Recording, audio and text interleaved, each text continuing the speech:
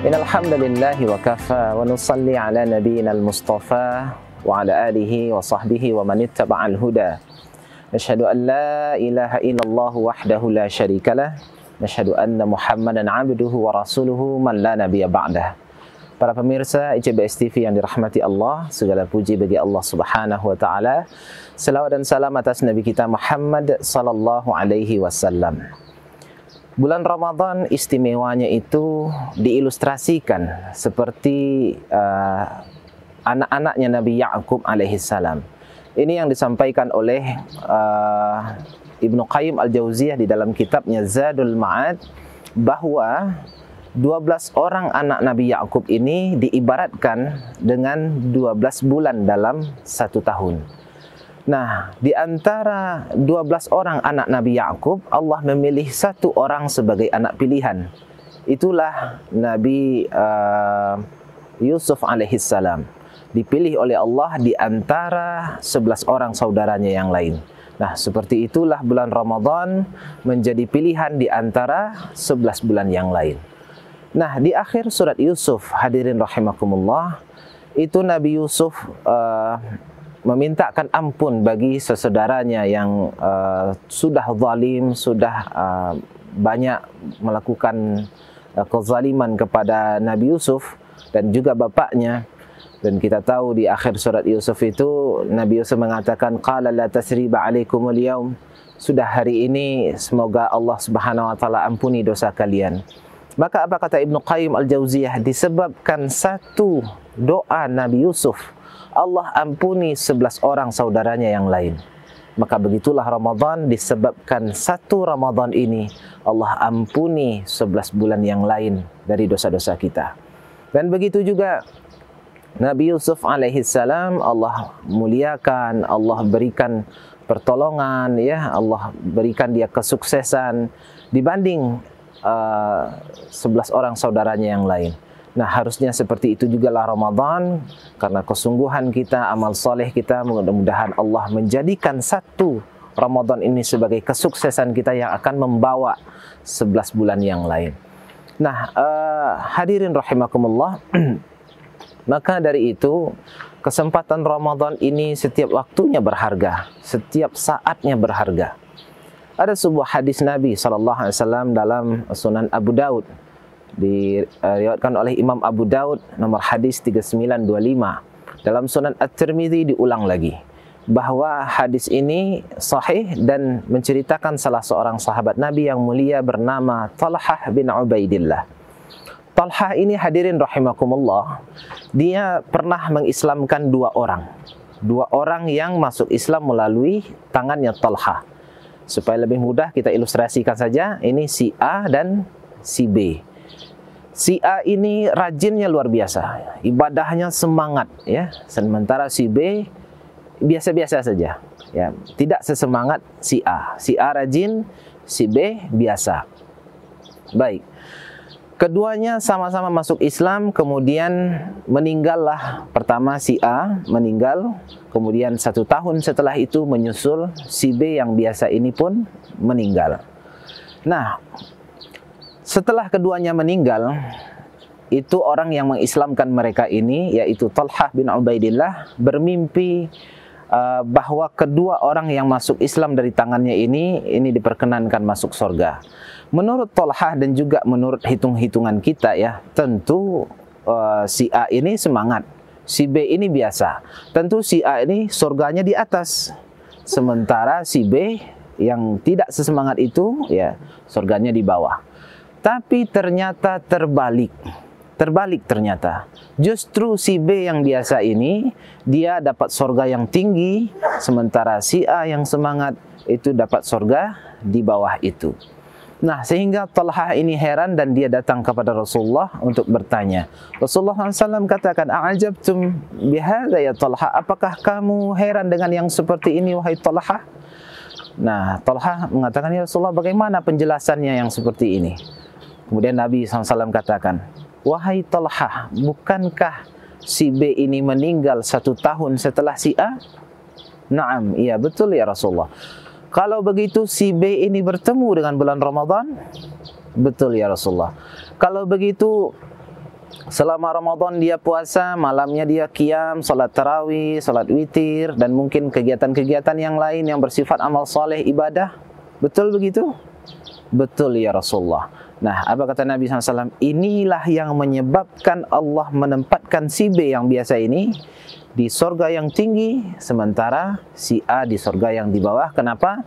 Karena si B mendapatkan satu kesempatan bulan Ramadan. Itulah mahalnya bulan Ramadan, hadirin rahimakumullah. Mahal sekali nilainya. Mereka dua orang ini sama startnya, ya, sama-sama masuk Islam. Cuma satu, walaupun ibadahnya biasa, karena mereka ini mendapatkan kesempatan satu bulan Ramadan. Walaupun si A ini rajin, tapi tidak mendapatkan Ramadan satu itu, maka Allah perkenankan, mungkin Allah sayang kepada si B ini, Allah perkenankan dia mendapatkan sorga yang tinggi. Bahkan disebutkan oleh Nabi SAW, jarak sorga antara si B yang tinggi di atas dengan yang si A yang di bawah itu sejauh langit dan bumi. Sejauh langit dan bumi. Nah, kita mungkin seperti ini. Kita mungkin ibadah biasa-biasa saja. Kita tidak sesemangat sahabat Nabi SAW, ya. Tapi Allah sayang dengan kita ternyata. Bukti sayang Allah apa? Allah berikan kita bulan Ramadan sehingga kita bisa beramal soleh. Kita bisa mendapatkan kesempatan untuk beramal lebih banyak di bulan Ramadan ini. Ini salah satu bukti sayang Allah Subhanahu wa taala kepada kita. Jadi kita gunakanlah ini kesempatan untuk beramal. Amal apa saja? Baik baca Quran, baik sedekah, baik amal ibadah apa saja yang bisa kita lakukan. Misalkan hadirin rahimakumullah, kita khatamkan membaca Al-Quran. Al-Quran, kita lihat mushaf standar Madinah itu lebih kurang 604 atau 605 halaman.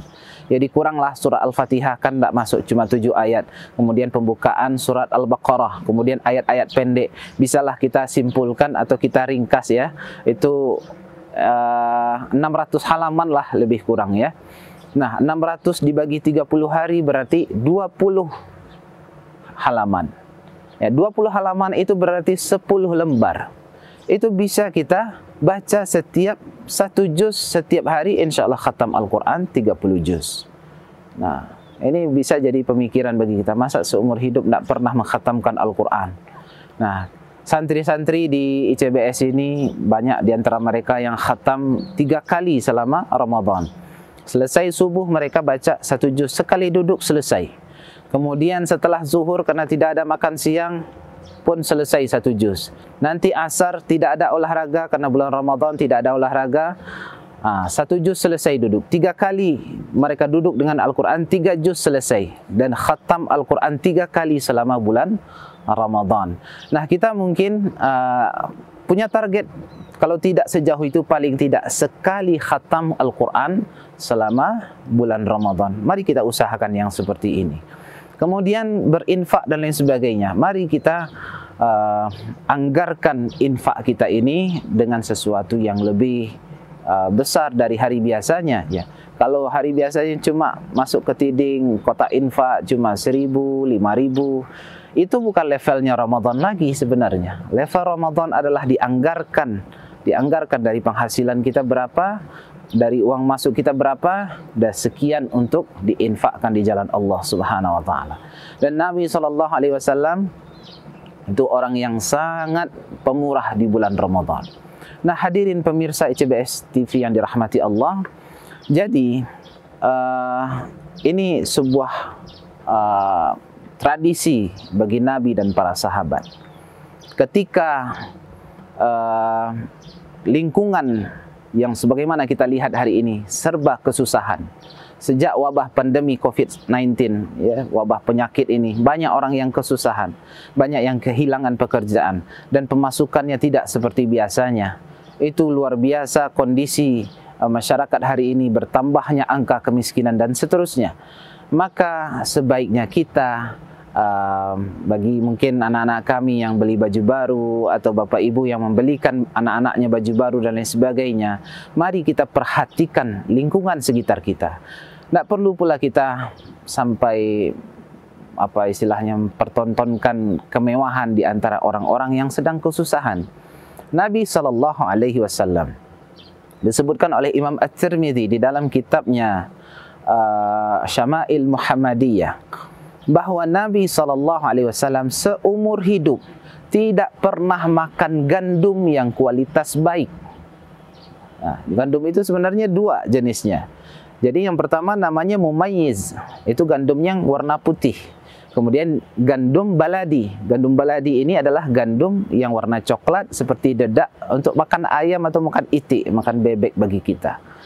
Nah, apa kata Imam At-Tirmidzi? Nabi SAW tidak pernah makan yang mumayyiz, yang putih ini. Nabi makan yang untuk makan ayam sama kita itu. Luar biasa Nabi SAW. Apakah beliau miskin? Tidak mampu membeli gandum untuk makan? Oh, tidak seperti itu. Karena Nabi SAW bergelar Abal Yatama wal Masakin, bapaknya anak yatim dan orang miskin. Nabi SAW setiap hari menjamu makan ahlu sufah, orang Mekah yang baru migrasi ke Madinah, tinggal menumpang di masjid, makan ala kadanya, ditanggung biaya hidupnya oleh Nabi SAW, jumlahnya ratusan. Pertama 70, terus bertambah sampai ratusan, dikasih makan sama Nabi SAW. Nah, kondisi mereka sangat susah. Kita lihat bagaimana Abu Hurairah pakaiannya, ya, bagaimana sederhananya Abu Hurairah dan lain sebagainya. Maka Nabi SAW tidak suka melebihi gaya hidupnya dibanding orang yang hidup di sekelilingnya. Nabi tinggal di rusuk sebelah kanan masjid. Kalau misalkan kita, berarti sebelah kiri masjid kalau kita menghadap ke kiblat. Di sana Nabi SAW tinggal bersama istrinya. Di belakang masjid itu tinggal ahlu sufah. Nah, Nabi SAW tidak suka berbeda gaya hidupnya dibanding orang-orang yang tinggal di sekelilingnya. Inilah akhlak, hadirin rahimakumullah. Inilah, kalau di Minangkabau ini, raso, periso, tenggang, tepo, selero, dan lain sebagainya. Itu diajarkan oleh Nabi SAW kepada kita. Nah, kalau boleh kepada anak-anak kami dan keluarga besar ICBS, mari kita menyederhanakan menu buka puasa, menyederhanakan makanan, menyederhanakan santap buka puasa dan sahur kita. Ya, kalau boleh di menu atas meja makan kita itu, lauk, sayur, sudah selesai.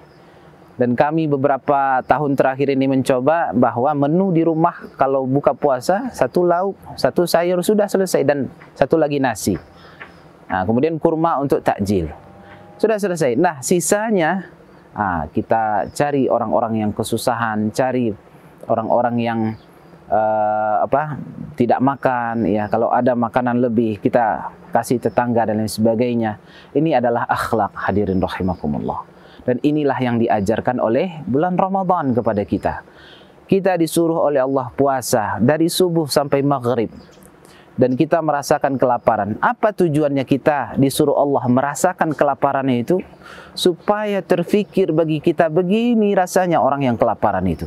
Seperti ini rasanya orang kelaparan. Dan jelas bagi kita bagaimana wajah atau muka orang-orang yang kelaparan. Ini kalau begini mukanya, ini kelaparan seperti ini.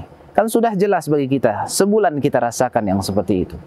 Nah, harusnya adalah selesai bulan Ramadan atau di dalam bulan Ramadan ini juga kita bantu mereka yang kesusahan. Kalau nampak wajah-wajah kelaparan itu, hadirin, tak perlu ditunggu mereka meminta kepada kita. Dan tak perlu pula ditanya mereka. Nah, langsung kasih, kan sudah dilatih kita di bulan Ramadan seperti itu.